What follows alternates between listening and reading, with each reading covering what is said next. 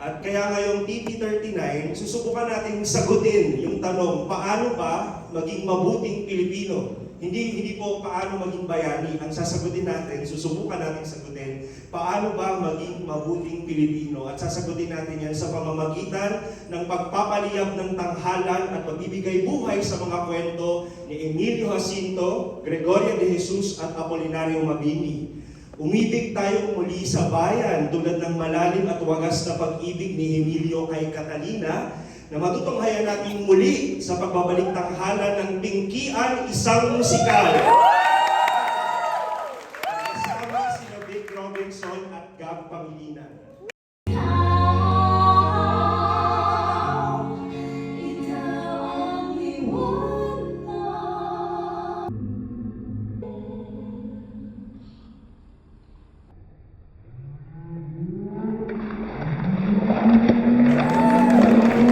Saksihan naman natin ang kapangyarihan ng kababaihan sa katauhan ni Gregoria de Jesus sa kauna-unahang P-pop musical sa bansa, ang Gregoria ng Mabini, a Pinoy pop musical.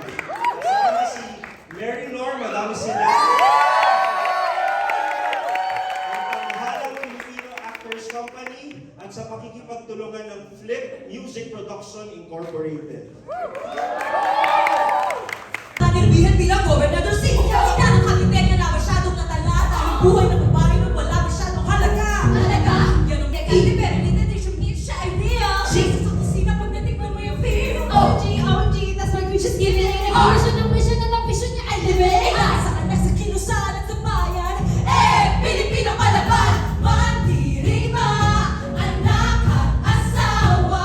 Ating sundang, may puso, may tama. Siya'y nag-ibig, siya'y bayani, siya. Paligid ko, puro ingay at kulong. May tinig na, unti-unting nabubuo. Pakinggan niyo ang mga awitin, hinuwag ng aking mundo.